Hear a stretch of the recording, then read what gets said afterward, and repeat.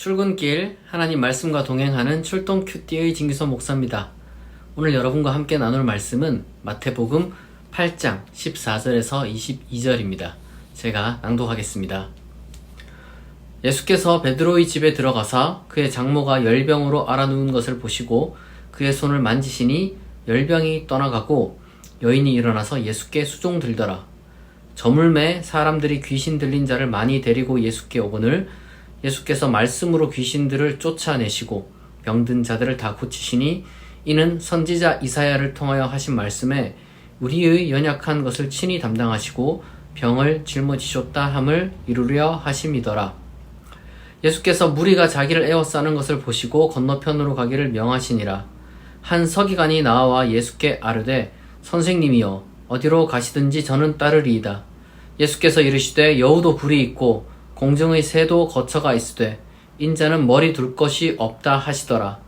제자 중에 또 한 사람이 이르되 주여 내가 먼저 가서 내 아버지를 장사하게 허락하옵소서.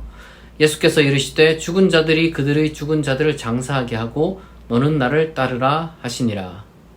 아멘. 오늘은 이제 한 세 가지, 네 가지 정도 이야기가 나옵니다. 첫 번째로는 베드로의 장모의 어떤 그 병을 고쳐준 이야기, 그리고 또 예수님께 그 외에 수많은 사람들이 특별히 이제 귀신 들렸다라고 이제 하는 사람들이 나와서 고침을 받은 이야기, 뭐 병도 고쳤지만, 그리고 또한 두 명의 제자, 한 사람은 서기관, 한 사람은 서기관이 아닌 어떤 그냥 평범한 사람이 와서 이제 예수님을 따르는 것에 대해서 질문하고 예수님 거기에서 답변하는 그런 내용으로 구성되어 있습니다. 좀 내용이 많죠. 우선은 우리가 베드로의 그 장모의 열병을 고쳐준 그것을 보게 되면, 그리고 또 다른 예수님의 치유 활동을 보게 되면 특징이 하나가 있는데요. 사실은 충분히 그냥 일반 의료적인 행위로도 고칠 수 있는 그러한 병을 예수님이 이제 고쳤다라고 나오는 것이고, 때때로는 손을 만진다, 뭐 이렇게 이제 손을 댄다, 뭐 이런 표현들도 우리가 볼 수가 있습니다. 사실은 그 예수님은 말씀으로도 뭐 고칠 수 있는데 손을 대는 어떤 그 묘사들이 이제 꽤나 나오거든요. 이것이 이제 여러 가지 의미가 있겠지만 아마도 실제로 무언가 즉각적으로 병이 확 낫고 뭐 이런 일은 없었을 겁니다. 귀신 쫓아내는 것은 그럴 수도 있어요. 예를 들면 어떤 그 예수님의 카리스마적인 어떤 그러한 그 말들이라든지 아니면 이제 어떤 그 인품이라든지 이런 것들에 사람들이 이제 감동을 받으면 이 당시 땐 귀신 들렸다는 그 의미가 조금 정신적으로 문제가 있었다는 이야기인데, 이게 되게 여러 가지 스펙트럼을 갖고 있잖아요. 그냥 심리적인 문제일 수도 있단 말이에요. 그런 것들을 예수님이 이제 단번에 고칠 수는 있었겠습니다만은, 이제 어떤 이런 치료하는 행위들을 가만히 보게 되면은 이게 사실은 무언가 기적적인 치료도 아니고, 그렇다고 무언가 의료적인 행위도 아니고, 사실 조금 더 정확하게 우리가 이걸 보면 이제 간호라고 볼 수 있는 거예요. 간호. 예수님은 분명히 어떤 그 사람들을 한 사람 한 사람을 고칠 때 굉장히 이제 사랑으로 돌보고 간호했을 겁니다. 사실 그렇지 않으면은 어디서나 고칠 수 있는 그런 병을 고쳤다고 해서 그렇게 모든 걸 다 버려두고 이제 쫓는 경우는 없을 거예요. 오히려 인품에 반해야 사람들이 감동하고 고마워하고 심지어 따라 나서기도 하는 것이죠. 아마도 예수님은 어떤 그 다른 사람들을 고치실 때 그냥 기계적으로 아니면은 뭐 건성으로 어떻게 보면은 좀 뭐랄까 일로서 사람을 고친 게 아니라 사랑으로 그들을 정말 위로하고 정말 전인격적인 치료, 정확하게 말하자면 간호를 했다고 볼 수 있을 것 같습니다. 그렇지 않으면은 이 이사야 말씀이 와닿지가 않죠. 이사야 말씀에 보면은 우리 연약한 것을 친히 담당하고 병을 짊어졌다, 이게 예수님 통해서 이루어졌다라고 하잖아요. 그런데 예수님 힘 하나도 들이지 않고 그냥 탁 고쳤다? 이거는 짊어졌다고 표현하기가 좀 힘들죠. 오히려 예수님이 어떤 그 병든 사람, 괴로운 사람, 다양한 어떤 그 뭐랄까 그 병이라든지 다른 것들로 이제 힘겨워하는 사람들을 한 명 한 명 이렇게 지극정성으로 돌보고 세우셨기 때문에 이 친히 우리의 약한 것 그리고 이제 병을 담당하고 짊어졌다 이렇게 말씀을 하는 겁니다. 그러니까 우리가 본받아야 되는 거죠. 우리가 예수님의 사역을 따라간다고 했을 때 우리가 기적이면 어차피 우리가 따라갈 수도 없을 거고 그렇잖아요. 우리가 누가 기적을 행할 수가 있겠습니까? 어떤 좀 터무니없는 그런 사람들이 뭐 자기가 이제 기적을 행한다고 아니면 어떤 그 기적의 무슨 효과를 보는 뭐 이런 것들이 있다고 뭐 이제 뭐 터무니없는 것을 하고 이게 현대의학을 부정하고 아니면 기만하는 그러한 사역자들이라는 사람들도 있지만 우리는 일반적으로 현대의학을 다 믿죠. 다 믿고 그리고 이제 거기에 의거해서 사람들에게 이제 어떤 그 질병의 치유를 맡기는 게 맞습니다. 그럼 우리는 뭘 하느냐? 아무것도 안 하느냐?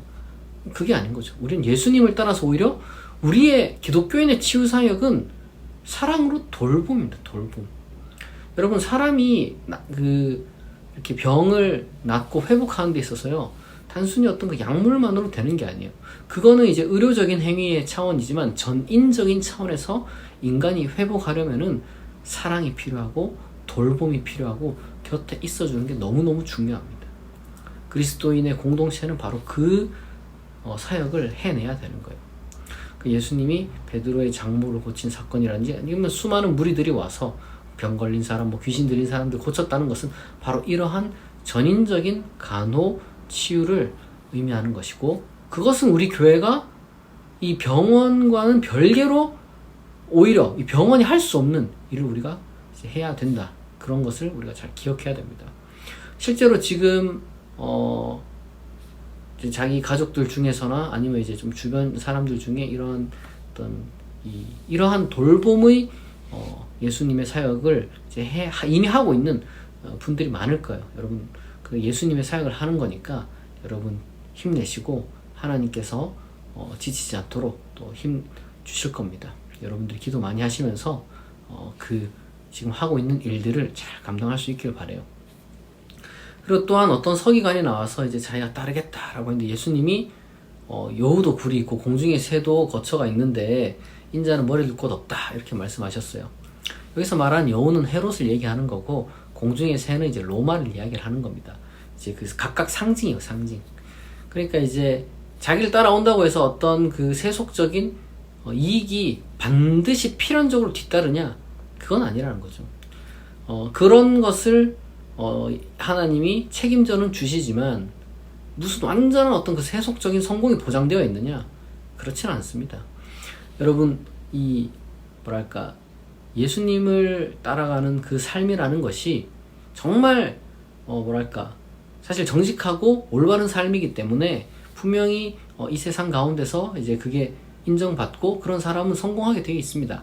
그러나 당연히 무슨 저 역사적인 어떤 그 이름이 남길 만한 사람이 될 거라는 보장도 없고 절대로 실패하지 않는다는 보장도 없습니다. 오히려 굴곡이 당연히 전제되어 있는 것이 예수님을 따라가는 삶이에요. 세속적인 성공을 보장하는 것은 아닙니다. 그럼에도 불구하고 예수님을 우리는 따라가기로 결정한 거죠. 그게 여러분 그리스도인입니다. 그리스도인으로서 살다 보면은 때때로는 세속적인 성공과 부딪히는 경우가 분명히 생기거든요. 옛날에는 분명히 그런 일들이 많았고 요즘도 있을 겁니다. 중요한 것은 교리적인 차원이 아니라 정말 순수한 어떤 그 신앙적인 차원에서 신앙 인격자로서 이제 예를 들면은 어떤 그 불법을 행한다거나 아니면은 어떤 그 문란한 성생활을 한다거나 뭐 이런 것들이 이제 그리스도를 따르는 그 삶과는 전혀 맞지가 않죠. 그런 것에 여러분 동참하지 않음으로써 말도 안 되는 일이지만 부당한 이익을 받을 수도 있습니다. 그러나 그럼에도 불구하고 따라가는 것이 예수 그리스도를 쫓는 삶입니다. 그리고 그렇다고 해서 여러분 좌절하지 마세요. 하나님은 다 보고 계신다는 거 여러분 기억하시기 바랍니다. 그리고 마지막으로 제자 중 한 사람이 자기가 이제 아버지를 좀 이제 장례를 치르고 예수님을 따라가면 안 되겠냐 이렇게 이제 말씀을 하셨는데 예수님이 죽은 자들이 그들의 죽은 자들을 장사하게 하고 넌 나를 따르라 이렇게 말씀하셨어요. 누가복음에 보면은 나를 따르라는 말씀보다 너는 하나님 나라를 전파해라 이렇게 이제 좀 수정돼서 나옵니다. 중요한 것은 그거예요. 이 구절을 우리가 좀 오해를 하면 안 된다는 겁니다. 아마도 이 구절의 배경이 되는 것은 여러 가지 많은 해석이 있는데 아마 이제 정말로 지금 막 아버지가 뭐 죽었다거나 그러면은 지금 이렇게 대화할 수가 없어요. 왜냐하면 이제 그 당시 때 이제 1세기 팔레스타인 유대인들 사회에서는 그 24시간 안에 장례를 치러야 했기 때문에 이렇게 지금 예수님을 찾아와가지고 뭐 이야기할 그런 시간이 전혀 없어요. 그러면은 또 한편으로는 이제 아버지가 죽을 때까지 내가 모시고 아버지 돌아가신 다음에 내가 당신을 따르면 안 되겠냐 이렇게 이제 말하는 것일 수도 있는데 그럴 수도 있고 혹은 아마도 이제 2차 매장이라는 것이 이제 있었습니다. 그러니까 이미 한번 땅에 묻었다가 다시 이제 그 납골 땅으로 옮기는 그 2차 매장, 주로 이제 장례가 치러지고 나서 한 1년 뒤에 이제 행해졌는데 이제 그거를 아마 얘기를 할 것 같아요.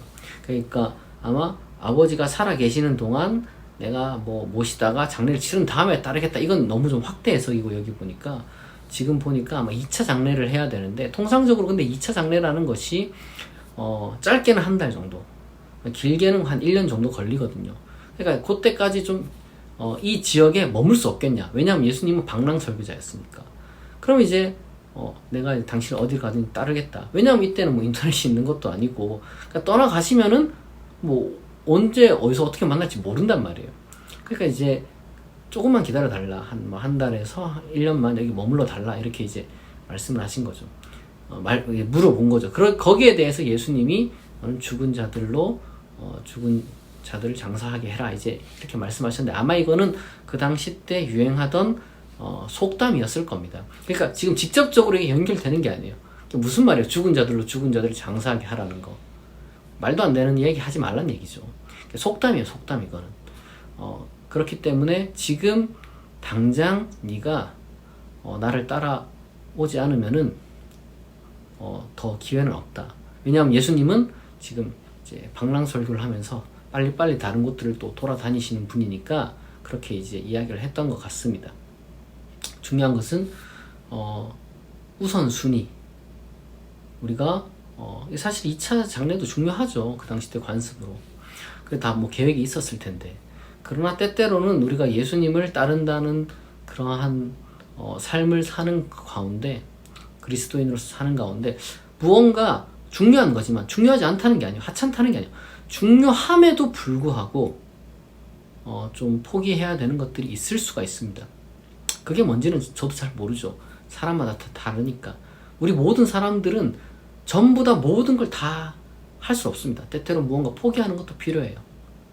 우리가 다만 정말 중요한 순간에 하나님의 제1순위를 우리가 선택할 수 있는, 때로는 과감한 포기도 할 수 있는 그런 사람이 되어야 하지 않을까. 그렇다면 과연 그건 무엇이고 나는 그런 각오가 되어 있는가, 그걸 돌아보는 이 시간이 되었으면 좋겠습니다. 같이 기도하겠습니다.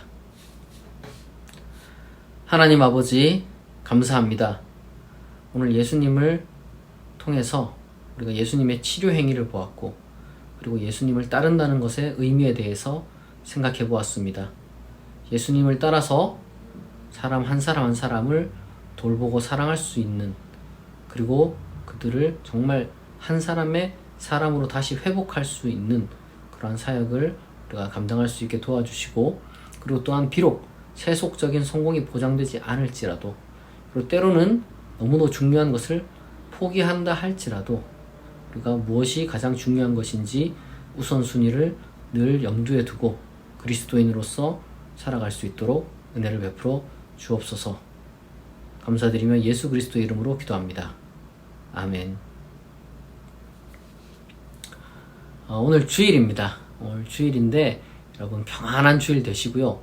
혹시나 오늘 출근하는 사람이 있을지라도 여러분 힘내시고 하나님께서 주시는 그 힘으로 오늘 하루 정말 행복하고 복되게 살아갈 수 있기를 진심으로 축복합니다.